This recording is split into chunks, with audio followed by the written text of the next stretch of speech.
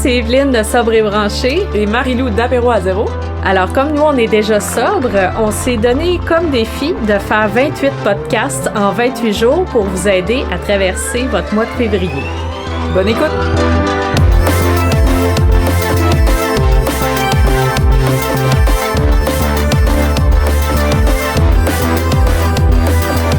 Bonjour tout le monde, bienvenue à notre premier épisode de notre podcast spécial pour le défi 28 jours. Allô Marie-Lou? Salut Evelyne, comment ça va? Ben ça va super bien, toi? Super bien. Bon, moi je suis contente d'être ici. Puis Moi aussi, premier épisode. Oui, c'est le Je fun. suis excitée, on a 28 affaires en tout.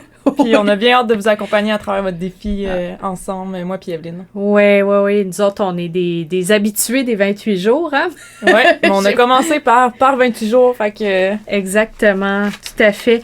Ben aujourd'hui, c'est intéressant parce que en fait, on va mettre un petit peu les assises, si tu veux, du défi. Alors, c'est les astuces pour réussir son 28 jours. Alors, toi, Marie-Lou, ce serait quoi une première astuce que tu pourrais partager? Comme première astuce, je pense que j'irais avec les déclencheurs. Fait que quand je dis déclencheurs, c'est que, tu sais, exemple, moi, je savais que les vendredis soirs, à 5 heures après le travail, puis une grosse semaine, tu sais, de travail, ben c'était toujours mon temps pour prendre mon verre de vin, puis de prendre plusieurs verres de vin, en fait. Puis que là, je me suis dit, ben là, quand j'ai fait mes défis sans alcool ou des mois sans alcool, ben, au début, ben, mes trucs, justement, c'était d'identifier, ben là, OK, je sais que je vais boire, je sais que d'habitude, je bois cette journée-là, mais qu'est-ce que je préfère à la place? Fait que peut-être de se trouver une activité, tu sais, un peu briser la routine, je pense que, puis d'identifier, justement, tu sais, exemple, OK, toi, c'est le vendredi soir, mais peut-être c'est un autre jour de la semaine ou c'est peut-être une soirée chez un ami, tu sais que ça va être plus difficile. Ben, désidentifier, mais aussi de te donner des astuces déjà en avance, tu sais, pour ça. Super bonne idée. Moi, j'irais pour une première astuce avec poser son intention, en fait. Pourquoi on fait le défi? Puis peut-être même l'écrire sur papier. Et comme ça pourrait être une pensée qui vous suit tout au long du 28 jours. C'est-à-dire, ça peut être quoi comme une intention? Mettons, prendre soin de ma santé, je sais pas moi, passer plus de temps en famille. Tu sais, je sais pas si ça peut être quoi des intentions, là. Je sais pas si t'en as des exemples, là. Ben, c'est ça. Puis, tu sais, intention, moi aussi, je mettais mon pourquoi, tu sais, exemple. Ben moi, je m'en souviens, mon premier mois, ben c'était vraiment d'améliorer ma qualité de vie, là. Fait que c'est d'avoir des plus saines habitudes de vie. Fait que, tu sais, juste ça peut être ton intention. Puis si des fois, t'as le goût de boire un peu ou que t'as un petit craving, ben tu peux revenir à cette intention-là ou ton pourquoi, puis ça va peut-être t'aider à passer un peu à travers, là. Absolument.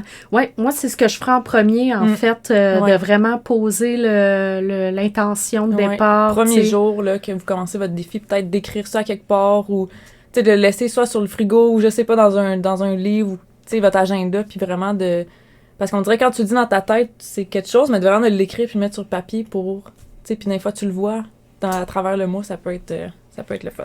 Ben oui, absolument. Est-ce que t'as d'autres astuces, toi? Oui.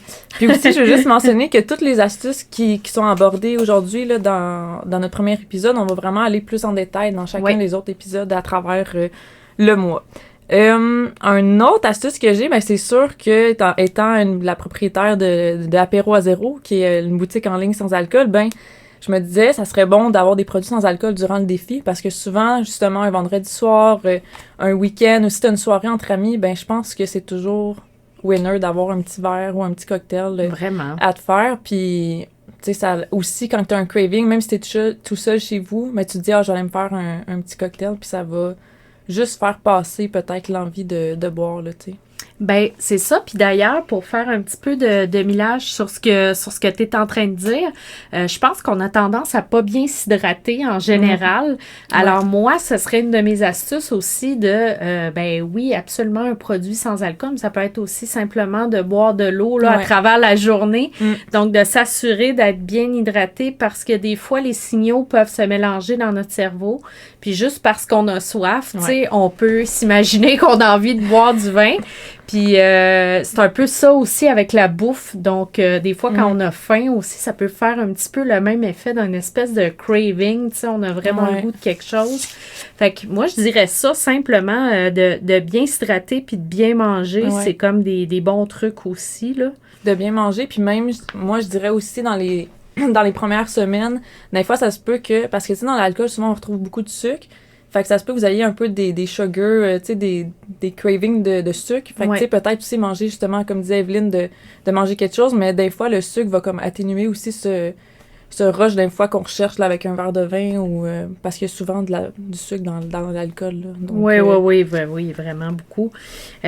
Puis, moi, j'ai une autre astuce aussi qui est super, super importante. Si vous pouvez faire votre défi avec quelqu'un, si tu peux le faire avec une amie ou ton conjoint, il me semble que c'est plus motivant de traverser ça en team, en équipe, comme on dit. Vraiment. Puis, tu sais, si jamais vous avez personne qui veut faire le défi avec vous ou quoi que ce soit, tu sais, oubliez pas, il y a plein de communautés en ligne. Evelyne, elle a une super belle communauté sur Facebook, mais tu sais, il en manque pas là au Québec. Vous pouvez aller rechercher, même avec le défi 28 jours, il y a des communautés qui existent, fait que n'hésitez pas à aller... je pense que d'avoir un petit sober body là, pendant le défi 28 jours, ça l'aide beaucoup parce que des fois, on peut avoir des difficultés à travers le mois, puis si on a personne à qui en parler, ben ça peut être plus difficile, là. Ça peut être une personne aussi avec qui on va planifier des activités qui sont vraiment pas reliées à l'alcool, là, ou même ça peut être d'essayer des choses qu'on fait avec de l'alcool normalement, genre d'aller dans un restaurant ou des choses comme ça, mais de les essayer sans alcool. C'est ça. Parce que tu sais que cette personne-là va pas te juger, va pas te poser de questions, va pas passer par tout le processus de questionnement qu'on a quand on dit « Ah, je bois pas ce soir », fait que ça peut être le fun d'avoir quelqu'un comme ça. Mais je trouve que pendant le défi, comme on dirait que c'est rendu tellement commun, comme au Québec, que tout le monde fait le défi 28 jours, qu'il y a moins de questions. Oui, c'est ça, il y a moins de questions, même nous autres. Ça va être le fun pour nous autres, ça va être reposant. Même les gens vont te féliciter quand tu le fais. Ben oui, c'est ça. C'est bon, on va les prendre, ces compliments-là. Oui, exact. Ben c'est ça, d'ailleurs, je disais planifier des activités avec cet ami-là, mais en général, de planifier des activités aussi, ça peut aider à traverser le 28 jours de façon saine, je dirais, et en fait, ce qu'on se rend compte quand on boit pas d'alcool, c'est qu'on a beaucoup de temps libre. Mais quoi faire avec tout ça? Oui, c'est ça. Ben là, c'est ça.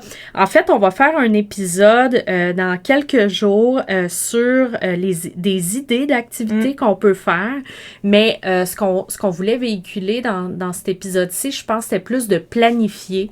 Donc, des journées, tu sais, de pas être un samedi au complet où j'ai rien. Quoi faire, c'est ça, j'ai rien de planifié. Puis là, comme à 3 heures de l'après-midi, tu sais, soudain, là, t'es pogné avec un gros, tu sais, une grosse envie de boire de l'alcool, mais juste parce que, tu sais, t'as pas d'activité de planifier, là. Ouais, fait que ça peut être, tu sais, par exemple, un projet que t'avais en tête depuis longtemps que tu voulais faire, une passion que t'as, un sport en particulier, comme ça, au moins, tu sais que tu vas le faire plusieurs fois dans le mois et c'est non juste c'est pas juste une activité un soir, ça peut durer plus longtemps. Fait que ça peut aider aussi, là. Ouais. Fait que, ben, moi, c'est un peu ça pour mes astuces. Je sais pas si toi, il t'en restait. Oui, moi, j'avais célébré. Je trouve que c'est quelque chose qu'on fait pas assez, puis même dans la sobriété en général, mais mettons, pour un défi 28 jours, on célèbre souvent rendu à la fin, mais je trouve ça important qu'on célèbre justement, ben, que vous célébrez, tu sais, la première semaine ou le premier vendredi soir que tu as réussi à pas boire, tu sais, parce que c'est quand même quelque chose, un premier week-end, là, tu sais, sans boire. C'est ça, absolument. Fait que justement, tu sais, ça peut être de célébrer avec un petit cocktail sans alcool que vous concoctez puis que vous fêtez ça peut... Tu sais, fait que, mettons, les gros jalons, tu sais, 1 semaine, 2 semaines ou premier week-end sans alcool ou... tu sais, puis même rendu à 3 semaines, fait que là, tu sais, tout le long, tu vois aussi ton changement puis ton évolution, fait que, tu sais, je pense que c'est bien de pas juste le voir comme une corvée, mettons, faut que je fasse 28 jours puis that's it, tu sais. Oui. Oui, c'est vrai. En fait, je pense que, tu sais, le mindset, on en parlait un petit peu quand on préparait les épisodes, puis, tu sais, le mindset est important aussi, puis je pense de le voir de façon positive et non pas comme, mon Dieu, je me prive d'alcool pendant 28 jours, mais tu sais, voyez ça aussi comme une occasion de découvrir, redécouvrir la vie sans alcool. Absolument. Je pense que c'est quelque chose qui est super le fun aussi, là. C'est ça, puis vraiment d'observer tous les changements positifs. On va aussi en parler beaucoup dans les autres épisodes, mais tu sais, que ça soit au niveau de votre sommeil, votre peau qui change, votre humeur, tu sais, ça peut être plein de choses. Fait que de célébrer un peu ces petits changements-là qui arrivent dans le quotidien.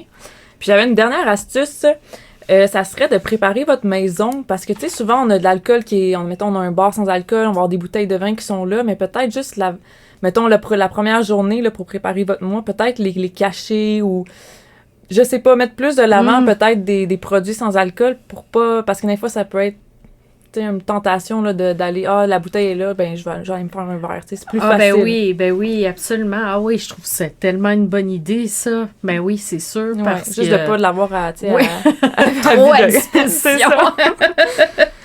Bon, ben écoute, ça résume, je pense, nos petites astuces. Ben oui, c'est ça. Ben écoute, c'est quand même des bons trucs pour débuter. Ouais. Puis ben nous, on va être là pendant 28 jours. Yes. C'est notre défi. Puis on va vous accompagner là-dedans. Alors, ben merci Marie-Lou. Merci à toi, puis bon défi à tout le monde, puis on se revoit demain. Super, à demain.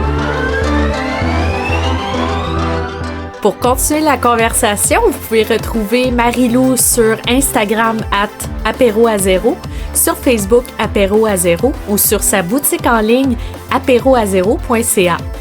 Puis vous pouvez retrouver Evelyne sur Instagram @sobrebranché, sur Facebook le groupe privé Sobre et Branché, puis sur son site web www.sobrebranché.ca.